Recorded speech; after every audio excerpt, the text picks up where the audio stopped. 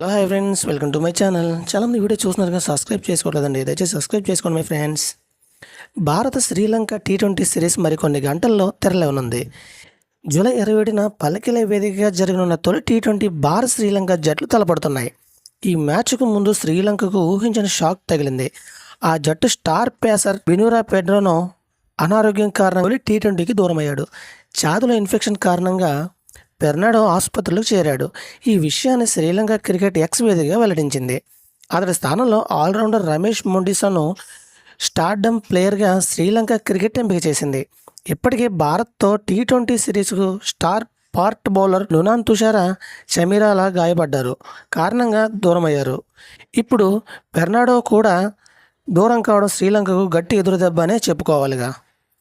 బెర్నాడో ప్రస్తుతం అద్భుతమైన ఫామ్లో ఉన్నాడు. ఇటీవలే ముగిసిన లంక ప్రీమియర్ లీగ్లో 13 వికెట్లు పడగొట్టి సత్తా చాటుకున్నాడు. ఇక ఈ సిరీస్లో శ్రీలంక కెప్టెన్గా చరిత్ అసల్కం వ్యవహరిస్తున్నాడు.